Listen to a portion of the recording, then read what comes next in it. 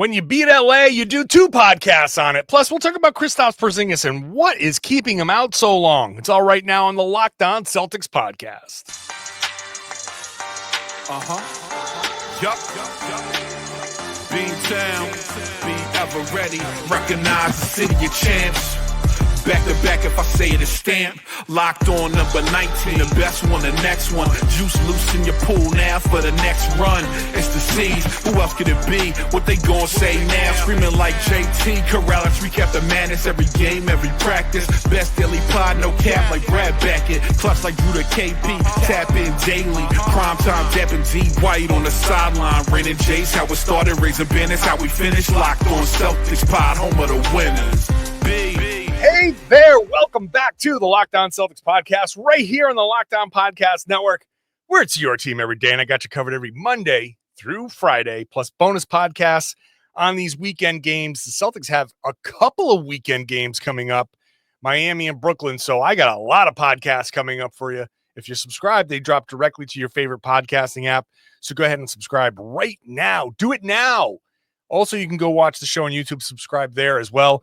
Get into the comment section, share your thoughts about what's happening, what we're saying, and let me know, agree, disagree, or whatever. Hello to all the Lakers fans who popped in and you want to talk trash still. Really appreciate you guys hopping in as well. I'm John Karalis, by the way. I've been covering the Celtics for about 20 years, doing it now as a beat writer for Boston Sports Journal. I've written a couple of books. Google those. You can buy them still.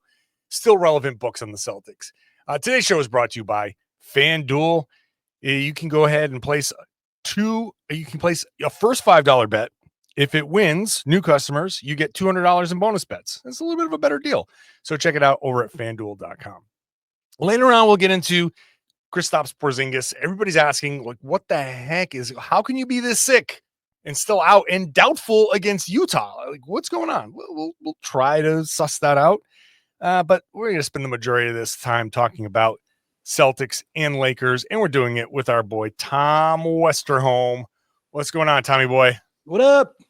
Do Lakers fans really listen after tune in after they lost? Sometimes, yeah. They come in to talk trash. They come in to be like, you're still crap, or if LeBron didn't get hurt, we were coming all the way back, or whatever. That's fine. That's fine. Yeah, good for them. Tom is my backup today for sure. Like, there might be a time where, that Tom Brady commercial where like the batteries run out on him and he just, it's entirely possible after. I definitely want to fight the person who scheduled an 8:30 game on spring forward night. Being an 8:30 ABC game where everybody really wanted to win. So there would be timeouts and everything. Tons of timeouts, close game. Challenges, multiple challenges, reviews, longer breaks, and where Jaylen and Jayson had good games, and so they, who are notoriously the last two out. I at 1:59 I watched from the arena as the clock flipped over to 3 a.m. and I died a little inside. And as always, we thank you for your service. And well, there's nothing that a podcaster loves more than making sure everybody knows how much of a drain it is to provide all of this content. We love to tell you how late we are up and all of that stuff. It's a running theme. We also love nothing more than segues. You get a good segue, a podcaster, it's like red meat. So, this is why there's a timestamp. Like, okay, skip ahead to the 4-minute mark where they're actually talking about how big a game this was. What happened late in the Celtics-Lakers game. That's right. It was funny to see you were mentioning this before we started, how Joe Mazzulla, every game count as one, and it's just the regular season game, and the next one is the most important one, and blah blah blah. We're not seeing Jayson Tatum play 46 minutes against the Utah Jazz. We may not see him play at all against the Utah Jazz. This game and the OKC game coming up is going to be much like this one. There are games where very clearly Joe Mazzulla wants to win. They are bigger games than most, and this very clearly. And shout out to Gary Washburn, who this was his line of questioning after the game. Like, you guys, like, yeah, you always want to win, but this one was different. Well, and I think if you're the NBA, right, and you're watching that game, it just had to be so just like gratifying after a whole season of just the ratings, the regular season doesn't matter, this doesn't matter, to like see two teams with the history that Celtics Lakers have, that have like the just historical parts of the NBA. Like you can't even begin to tell the story of the NBA without the Boston Celtics and the Los Angeles Lakers. Like you can't do it.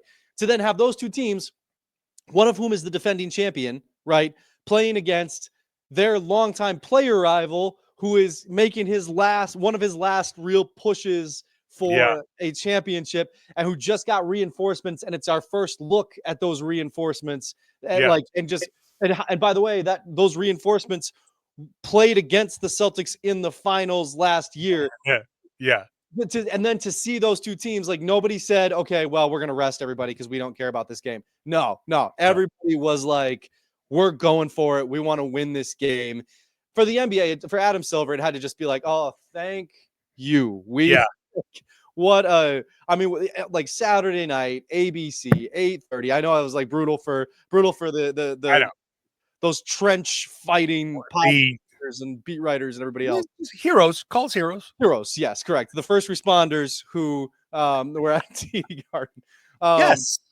I mean, literally, you guys responded to the game first. Who else? I don't know how else you would categorize us other than first responders. How would you have even known anything about the game if there weren't for you guys? That's what I say all the time. Yeah. So, but I mean, realistically though, what a night for the NBA. Like everything the All-Star game wasn't. That game 100% was. Yeah. No, that's exactly true. It delivered. You had like back and forth. You had people getting popped in the face. You had drama. Both teams, like techs on both sides. You had all kinds of like craziness. It was good. This was like my gauge for did this live up to the hype is the I'll take 7 games of this reaction. You see, you see that, like, give me 7 games of this. And I don't think, I think folks in Cleveland and OKC would be like, no, we don't want to see 7 games of that. No, thanks. No, we're good. Fair. But the league would. This is the dream. This is the dream. If you're Adam Silver, I mean, like Celtics Lakers versus Cavs Thunder. Like holy moly. Yeah. That's on top of like, Celtic City comes out and like this immediately is another chapter of that. And like, there are a million reasons. There are a million reasons for them. They might be like, well, if the Knicks want to like figure it out, well, I'm happy to see that too. But that's not happening. But it's good to see. I think the big thing for Celtics fans is the confirmation that, especially recently, not just this game, it's just the most recent example that yes, indeed, there is a switch. They can flip it. They have flipped it. And no one's really talking about that December, January swoon anymore. The Celtics have been proven correct that, okay, yeah, we kind of messed around a little bit there. We kind of didn't play our best defense, but here it is now. Look at Al Horford go. Look at him go. Look at Jaylen Brown out there. Poking the ball away from Luka Doncic, smacking him across the head with no foul call, and getting out there into transition. Like, look at these guys go. It's fun. And so if you're a Celtics fan, all of the worries I think of, hey, do they just not care anymore, or did Al lose a step? Right? That was a big one. Did Al lose a step? Because he doesn't look great. You're like, yeah, I don't think he's lost a step. I think he's saving that step. And he might have lost some steps, but he can still bank them. And then that's right. Yeah, he can pull them out when he needs to. Sorry, Memphis, you didn't get Al Horford's best. Sorry, like Detroit, you're not getting right. Like Al's he's just not switching and doing all of that. But the Lakers, the OKC, Sorry, Utah, you're not even going to see Al Horford. You don't rise to that occasion, but that's okay, right? This is, you know what? I want to, before we get into the matchup thing, I just want to address the one, like the complaint that I feel bad for the ticket holders that when these guys aren't playing, man, they're really getting screwed out of it. Yes, in theory, but no, because we've seen what the result of that is. I just want to touch on that before we get into the specific matchups and overall matchups when we come back.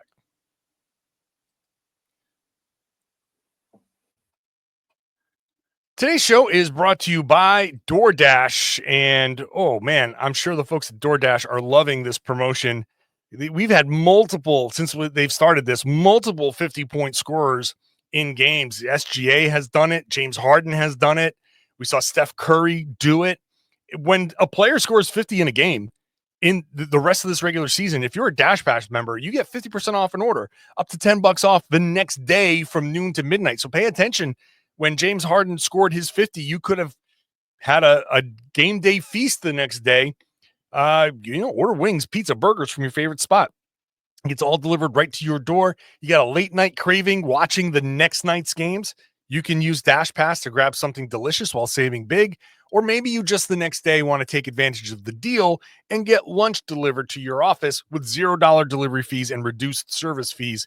So go check it out. You got to sign up for Dash Pass to get ready and save with this deal. Anytime an NBA player scores 50 points or more in a game the rest of this regular season, if you're a Dash Pass member, you get 50% off an order the next day, up to $10 off using the promo code NBA50. You got to use that code NBA50. It works from noon to midnight the day after a 50-point game on eligible orders at participating merchants. Must have an active Dash Pass account. Terms apply. Visit DoorDash to learn more. Thank you for making Locked On Celtics your first listen every day. Sign up for the new Locked On Celtics newsletter Monday through Friday.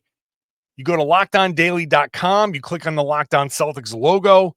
You enter your email, and then Monday through Friday, you get an email from me, including Celtics coverage and Locked On NBA coverage from the Locked On NBA side, fantasy coverage from Locked On Fantasy, links to great Celtics content around the web. So go check that out. LockedOnDaily.com. Click on that Locked On Celtics logo. Open it up, read it. If you miss a podcast, it's a great way to keep up with the show. All right, Tom. I just wanted to address this because it popped into my head as we were talking about, Al missing the Utah game, a bunch of guys missing the Utah game. There's two sides to this. Resting guys and missing games. Do ticket holders miss out on seeing Tatum and Brown or whomever and Al Horford? Yes. And I agree that is something that you want as a ticket holder. But are you willing as a ticket holder to sacrifice games like this and performances like this from players like Al Horford? And to me, that's part of the deal. Are you willing to sacrifice that? And secondly, I'll throw it out to you, Tom, after this. The games that all of these stars have missed have been super fun. We had Derek White and Peyton Pritchard go for 40 plus a piece. We had a big Baylor Shireman game. You got to see the rookie go out there and you're like, hey, that never would have happened otherwise. And I know people don't pay money to go see Baylor Shireman, but the game wasn't the best game, but you got to see Tatum drop 35 in 3 quarters and Baylor Shireman showed out a little bit. So the games can still be fun without all of the players. And I think just the way the schedule plays out, you got to be willing to accept some of this rest, because I think what we saw against the Lakers and what we'll see in the playoffs is part of the payoff.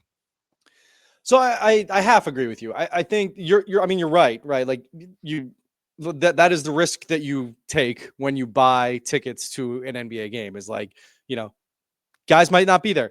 That's the risk that you take when you buy tickets to see the Celtics defending NBA champions, yada, yada. Like, yeah, the second season, like this, the season after, there's going to be guys taking breaks. There's going to be moments where guys just kind of rest and it kind of sucks. Like, I don't know that I agree that it's like, oh, like, the games are still entertaining. That's true for, yourself and me, like, right. It's like, sure. Baylor Shireman making a bunch of shots. That's interesting. Yeah. Like I'm interested in that.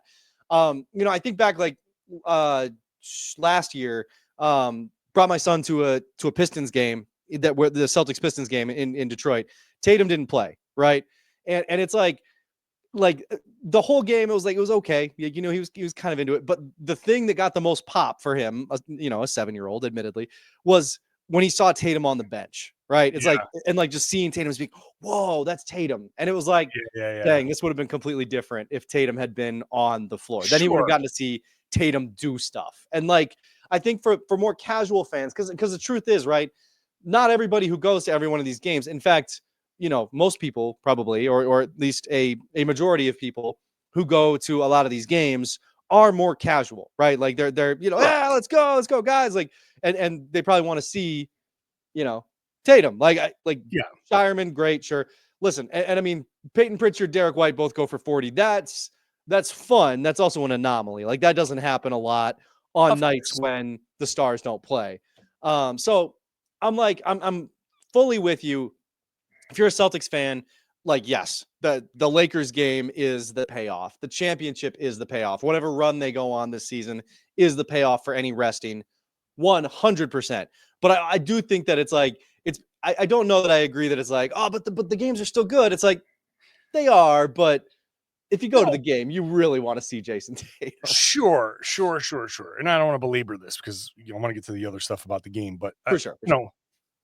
If you're not going to get 80 plus points from two guys, it doesn't happen, so right. I'm not saying that, but what I am saying is like the potential is there for somebody else to do something fun, and baskets going in and the crowd going nuts is fun. Yeah. And at the end of the night, you can still have a fun night. So I just push back on the immediate, like, I feel so bad for all the fans who spent the money. Like, I mean, yes, but you do have to know what you're getting into. And also you can still have a fun night. Like you can't, don't just go in there and be like, this sucks. I didn't see Jayson Tatum. Like, yes, it does suck. You didn't see Jayson Tatum. I don't want to discount, like, you spend a lot of money. It costs a lot of money to go to these games, but you go in there, you have to understand, like at this point, you got to understand that, like you said, championship team, some of these games, you might not see everybody. Yeah. You just might not. If you're getting the cheaper tickets to go see them against the Jazz as opposed to the Lakers, like it's just there's a higher likelihood that you're gonna miss some of the guys. Like, look at the schedule. I want people to look at the schedule and understand. Advice, yeah. You know what I mean? Like, just understand. Like, don't be like, okay, this is a day I can go, and maybe you're stuck. Maybe this is a day you can go, but also look at the schedule and be like, okay, let's say it's the Utah game. They just played the Lakers, and they're gonna play OKC, and Utah is a tanking team. Listen, if you are a direct relative of Miles Norris, this is the game for you. That's right. That's right. Anyway, back to my original point that's on the thing here. My big takeaway from this game, I mentioned it in last night's bonus podcast, but whenever the Celtics did go through their swoon, I just always leaned on it didn't matter it didn't really matter all that much to me, because I always knew that the Celtics, when they play their best, they're great, but also they always own a matchup somewhere. They always, against any team, there's somebody that they can not leave open, but help off of. There's somebody that they can attack, or there's a strategic way to attack the team as a whole, and there's the mismatch is the strategy. Somehow the Celtics have some place to attack everybody. Yeah. And it does not apply the other way. And in my post-game story for Boston Sports Journal, I laid it out right away. First two possessions of the game, Celtics D up. Jaylen Brown takes Luka Doncic. Jayson Tatum takes LeBron James. Flip it. Luka Doncic was on Drew Holiday. Yeah. And LeBron James was on Al Horford. And the LeBron James things I'm going to excuse a little bit because they didn't have a big, so he was on the big and he was trying to help off and kind of patrol the paint. So that was a strategic thing, but you're still trying to hide Luka. And so I'll excuse LeBron until I'm blue in the face for being a 40-year-old who's still good at NBA defense. Yeah, when you're 25 and you're that bad at it, it's a little more like it's a little more questionable. Yeah.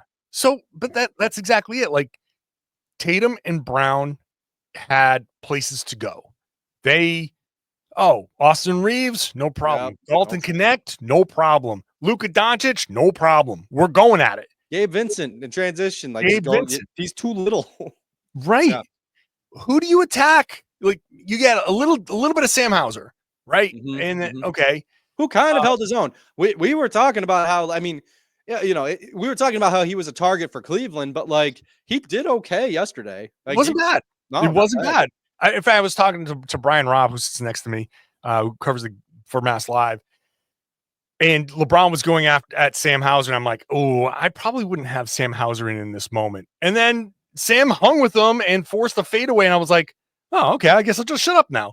And it was fine. Like LeBron targeted Derek White for a while, and if there's a matchup that sucks for Derek White, that might be the one. That might be the one, yeah. But even that, okay. So if LeBron goes after Derek White the whole time, first of all, Derek still got a block, and it just happened to be a block that went off the board and back into LeBron's hands. So he's still capable of getting to some of these shots, but they were all 2-pointers. Mm-hmm. They were all 2-pointers. And okay, fine. If this is like Cleveland last season when they said, hey, Evan Mobley, here's Al Horford, go nuts. And they left Al on an island, and Al tried to do his best, and maybe it wasn't always his best, but they didn't care. Because Evan Mobley was just hitting twos, and it wasn't Donovan Mitchell and Darius Garland hitting 3-pointers. It's the same thing. Like, it's not LeBron hitting a corner three. It's not Luka hitting threes. It's not Austin Reeves hitting threes. So even that, when they say, okay, well, there is a mismatch you can hunt, like, go ahead, hunt it. It's not the same thing. It's not the same, because when the Celtics hunt Luka, it just forces a ton of help. The Celtics aren't going to help. They don't need to help. It's like, you're on your own. Do it. You can get a couple of blocks. You can get a couple of stops. Fine. If he scores a couple of layups, fine. Not a problem. We'll just run. And chances are we're going to get an extra point somewhere along because we're going to take a ton more threes. That's fine. So I come out of that game. I'll take a break after I say this. I'll let you respond. I come out of that game saying, once again, the Celtics have proven, no matter who, no matter what, in a 7-game series, they have matchups to attack. The other team does not. And that's why I always consider the Celtics a favorite in any playoff series. We'll continue Tom's reaction, when we come back. Today's show is brought to you by FanDuel.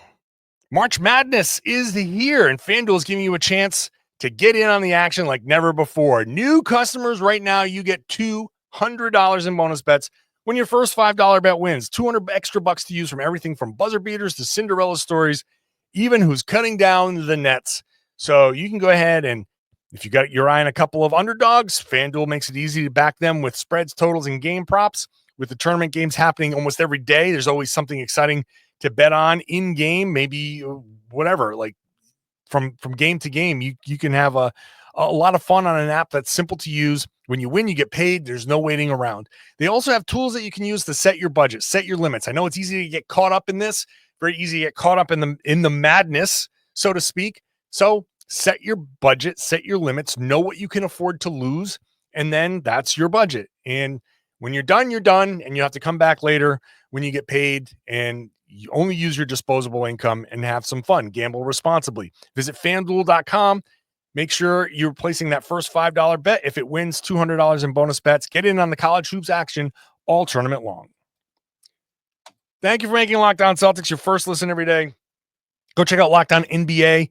I host Locked On NBA Game Night Fridays with Jake Madison. Game Night covers all the previous night's games, so you get caught up on the league 7 days a week. Plus, there's a 5-day a week midday Locked On NBA show debate show style, so you can go keep up with all the big stories there. All right, let's get back to this conversation with Tom, where I set the whole thing up with Celtics own the matchups. No matter who, no matter where, Celtics own the matchups, and that's always going to give them, I think, the advantage throughout a playoff run. Yeah, I mean, you look at this Lakers team, and it's just such a familiar story, right? Because it's like the Lakers have several players who they absolutely have to have on the floor a lot, right? Like you have to have, obviously you have to have Luka Doncic on the floor a lot, and the Celtics are like, bet, like, yep, sounds good, like, thank you. Yeah, we'll take it. Same thing with Austin Reeves. The Lakers are gonna have to have Austin Reeves on the floor. The Celtics are like, no problem, love that for us, like, sounds good. Dalton connects to a lesser degree, right? But like, yeah, they use him. Like he's a useful player. And if you're gonna have him on the floor, that's another guy the Celtics are just gonna go right at. And even if you don't, then again, you're just running out of options. Again, Gabe Vincent is too small for like a lot of the Celtics matchups. Like it's tough. That's why the Celtics team is as great as they are, is because yeah, you can be a really good Lakers team who's won a bunch of games in a row and is rejuvenated and is playing good defense despite Luka coming. But like, it's just different against the Celtics than it is against the Knicks. Like that Knicks game the other day, the Lakers looked, roared back and looked great. Like the Celtics are a completely different animal. The Cavaliers are a completely different animal. Like that, these are like, those are the teams in the East. And that's why I think this Lakers team is like, is really good.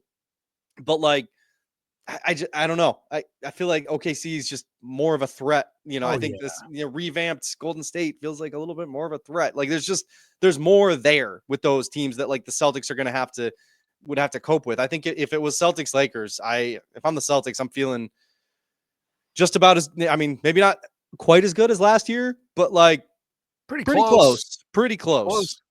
Yeah. Because a lot of the dynamics are the same. Mm-hmm. And, LeBron is LeBron, but like, that's great.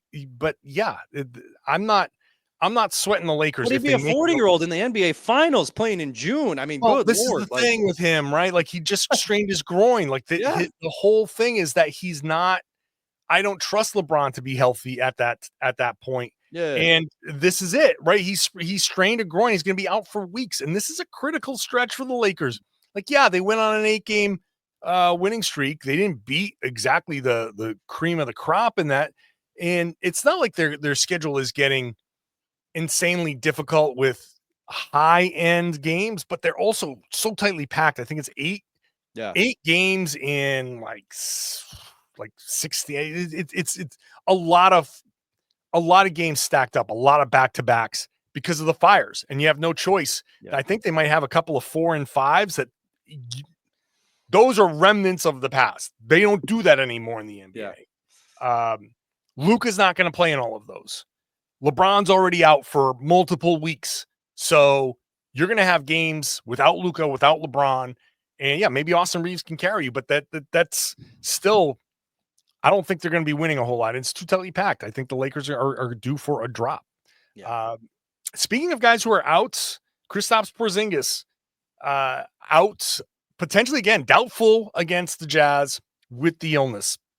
People are like, what is going on with this illness? And Google has some answers. Google has some answers. Tom, what do you think? What did Google say this he's got? I enjoyed. I was telling you before we got on that there's a Reddit thread that's like, anyone know what's going on with Porzingis? And then Google's top answer for it is bubonic plague, because that was one of the top comments. So there's your answer. There's your answer. Google's AI is ready to go, ready to tell you what's going on with Kristaps. Has the plague, and probable or questionable plague. I mean, those rats in TD Garden, they'll get you. They will. Actually, they will. Those things, I wasn't joking about that one. No, that one is I'm doing my podcast after the game last night. I just see a thing out of the corner of my eye, like, oh, yep. And there's plenty of food out there for him, so they're not dumb. So he does not have the plague. Don't know what he has, but he's been around the team, right? So he's not dying. Correct. He's been on the bench. I mean, we all are to some degree, but I mean, it's very Always Sunny, where Charlie's like to Mac, I'm not dying. He goes, everybody's dying. And in a word that I can't say. Yeah. So, but he's not dying from this. Right. I feel confident in saying. But and he's been around the team, so it's not like it's like transferable, right? If he was contagious, he'd be like, stay away from the rest of us. Yeah. But he's been around. He's been on the bench. He warmed up. He was at the game. He said on Instagram a couple of days ago he was playing. He was at the game and he warmed up. And then all of a sudden they ruled him out. Everybody was surprised. I was sitting there working before the game, and Chris Forsberg sitting behind me to my right. And I just hear, ooh, Porzingis out. And I'm like, what? And it was just, I don't know. You came up with a decent theory about pneumonia. Yeah. That could be like a lot of times a flu can turn into pneumonia, fluid gets in the lungs. Yeah. And that. And by that point, I don't think it's like super contagious or anything. And like, it just takes a while to get all the fluid out of your lungs, and it sucks. But like, you know, it goes away eventually. Like, I don't know that makes the most sense. Makes some sense. You know, like it makes some sense. I think there's a little bit of the bubble wrap flu going on too. Like they ruled Jackson Hayes out, and they're like, we don't need you. Are you 100%? And he'd be like, no, I'm 99%. I'm like, that's not 100, son. You gotta sit. We're playing the Jazz. We don't necessarily. I doubt that we'll need you against the Jazz. So let's put you as doubtful. So there might be some like kid gloves going on here, but if it indeed, and Kristaps is going to tell us at some point.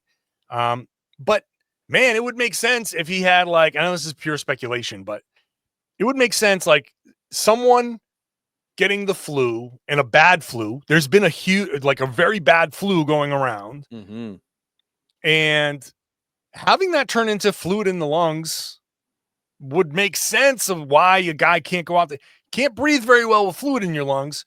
So if you have like some kind of pneumonia, like a listen, I think this is the breaking analysis that people tune in for, but you got to breathe to hoop. Like it takes some breath. Yeah, I don't think people understand that. You know, and this is why we're here. We're the experts to let people know to play basketball. Breathing is stay up till 3 a.m. making content to let the people know. That's right.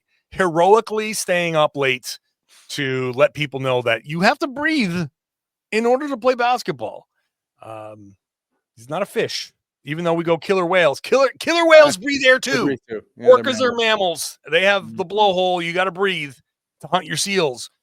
So I don't think it's a big deal. The only interesting thing, the thing that would lend some credence to the lingering illness is that everybody's got a set shooting time, and Porzingis didn't go out for his set shooting time. He went out earlier. And historically, anytime a player goes out early to warm up, if he's trying to come back from something, that's the test. He's going out early to figure out if he can do it. And he must have been like still struggling to breathe a little bit.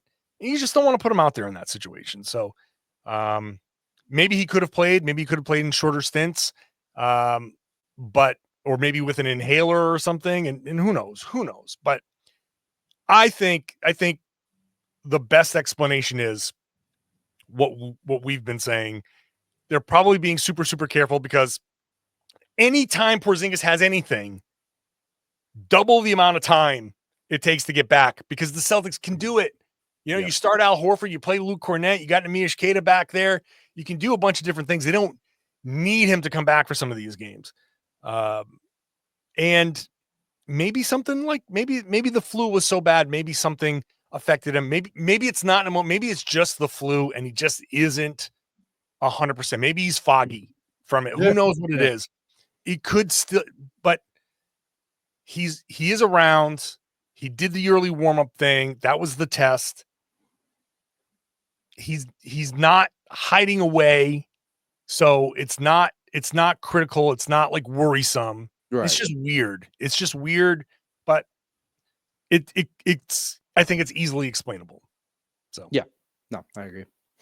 So don't worry about Kristaps Porzingis, man. He'll be back. He'll be good. We'll be good. We'll be here.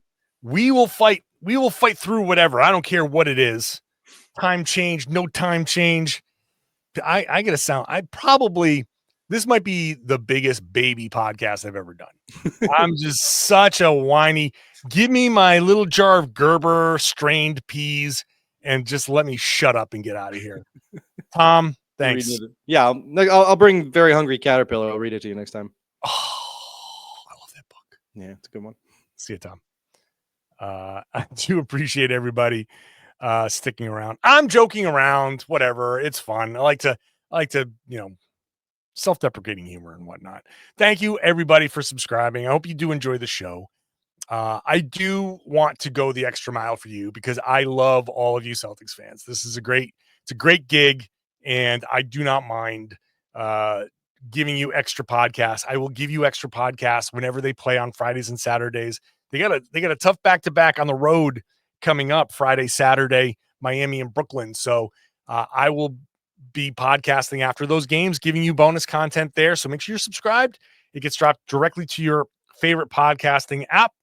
And you can watch the show on YouTube. Always fun there. You can see all the stupid faces and all the stuff that I'm doing there and whatever. I don't even know what I'm saying anymore. I'm just going to say thank you all for watching and thank you for sharing the podcast and telling everybody that they should be listening to and watching the Locked On Celtics podcast here on the Locked On Podcast Network. It's your team every day.